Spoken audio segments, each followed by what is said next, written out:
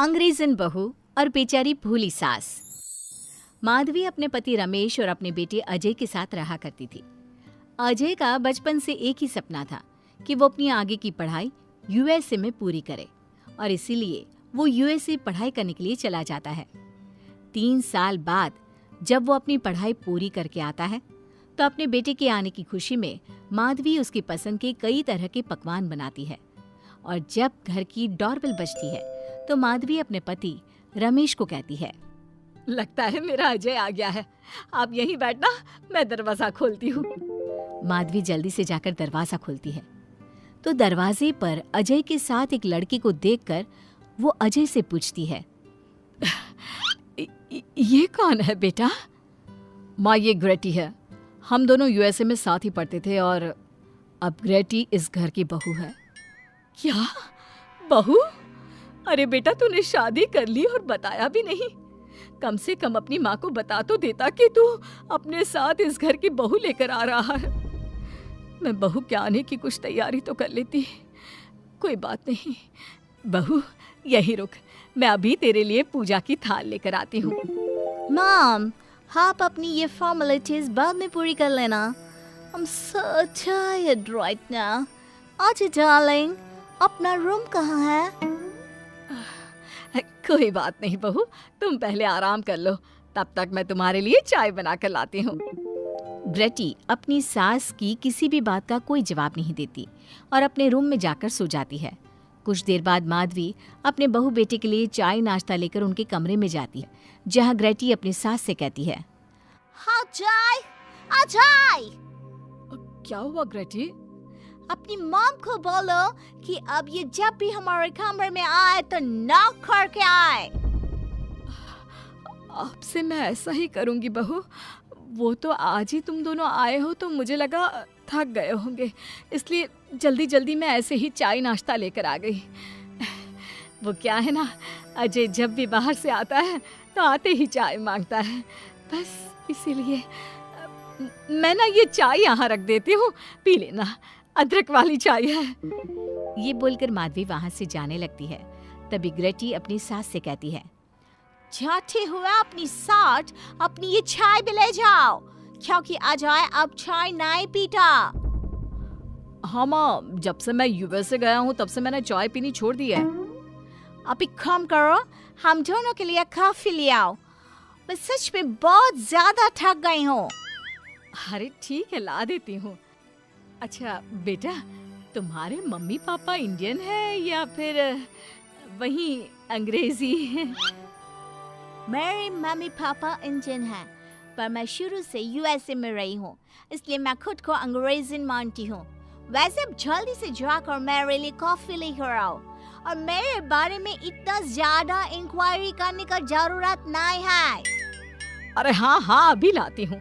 वैसे बहू, मैं तुम्हें ना इंडिया के सारे तौर तरीके सिखा दूंगी। अरे क्या हुआ, तुम्हारी परवरिश अगर यूएसए में हुई है, हाँ तो इंडियन ही ना। आपसे ज्ञान नहीं मांगा है, अब कुछ देर के लिए हम दोनों को अकेला छोड़ दो प्लीज, हाथ छोड़ता है। अपनी बहू की बात सुनकर माधवी वहाँ से चली जाती है। माधवी का उतरा हुआ चेहरा देखकर रमेश माधवी से कहता है, हमने इस नालायक को बाहर पढ़ने के लिए भेजा था और इसने क्या किया, बाहर से अंग्रेजन बहू उठाकर ले आया। माधवी, तुम बहुत भोली हो, पर मैं नहीं। ये लड़की हमारा घर तोड़ देगी, हमसे हमारे अजय को दूर कर देगी।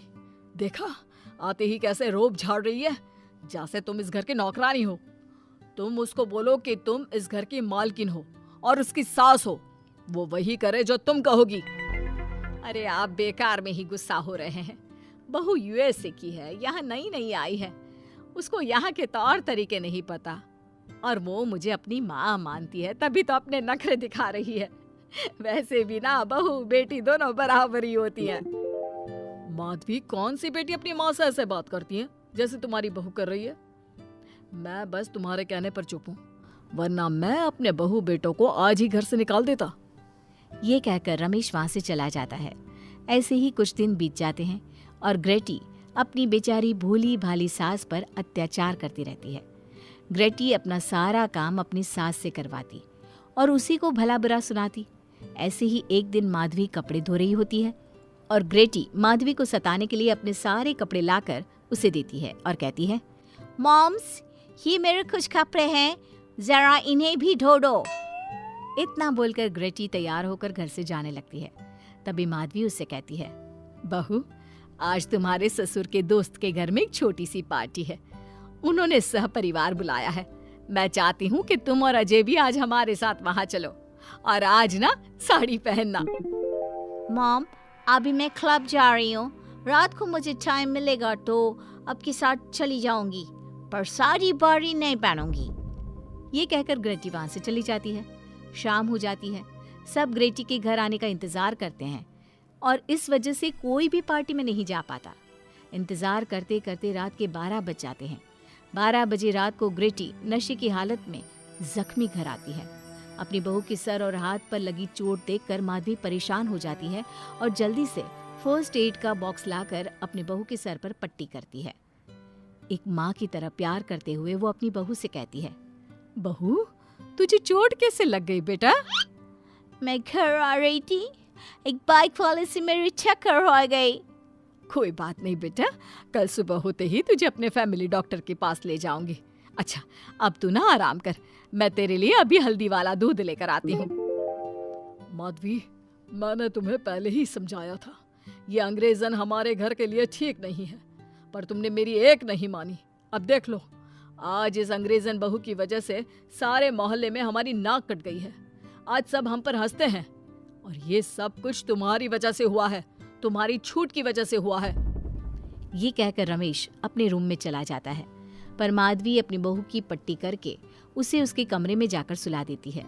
अगले दिन माधवी ग्रेटी को लेकर अपने फैमिली डॉक्टर के पास जाती है, जहां ग्रेटी देखती है कि उस डॉक्टर की बहू ने साड़ी पहनी है और एक संस्कारी बहू की तरह घर में पूजा पाठ करके अपने सास ससुर के पैर छूकर उनका सुबह सुबह आशीर्वाद लेती है। डॉक्टर की बहू को देखकर ग्रेटी को अपना बर्ताव याद आता है और उसे एहसास होता है कि वो अपनी भोली और मासूम सास के ऊपर कितना अत्याचार करती है, पर फिर भी माधवी सबसे लड़कर हमेशा उसका साथ देती है। ये सब देखकर ग्रेटी को पश्चाताप होता है और कुछ देर बाद वो दोनों दवाई लेकर घर आती है। जब माधवी ग्रेटी को दवाई खिलाने के लिए उसके पास जाती है तो, मॉम, मुझे माफ कर दीजिए, मैंने कभी भी आपके प्यार को नहीं समझा, आप पर इतना अत्याचार किया, आपकी बेइज्जती की, आपसे घर का सारा काम करवाया। आपने मुझे कितनी छूट दी, पर फिर भी मैं आपके साथ इतना बुरा करती थी।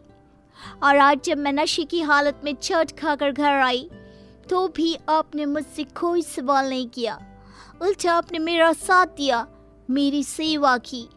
आज जब मैंने डॉक्टर की बहू को देखा घर का काम करते हुए, अपने सास ससुर की सेवा करते हुए, तब जाकर मुझे एहसास हुआ कि मैं कितनी रॉन्ग थी। एक इंडियन होकर भी एक बहू के कर्तव्य से दूर रही और आपके ऊपर अपनी अंग्रेजी का रौब झाड़ती रही। मुझे माफ कर दीजिए सासू माँ। बेटा, अक्सर बच्चों से गलतियां हो जाती है। ऐसे भी सुबह का भूला अगर शाम को घर आ जाए तो उसे भूला नहीं कहते बहू। और मुझे बहुत अच्छा लग रहा है ये देखकर कि मेरी अंग्रेजन बहू कितनी समझदार हो गई है। जिसके बाद माधवी और ग्रेटी एक दूसरे को गले लगा लेती है और उसके बाद से ग्रेटी एक संस्कारी बहू की तरह रहती है और अपनी सास को किसी भी शिकायत का मौका नहीं देती। अपनी सास ससुर की बहुत अच्छे से दिल से सेवा करती है।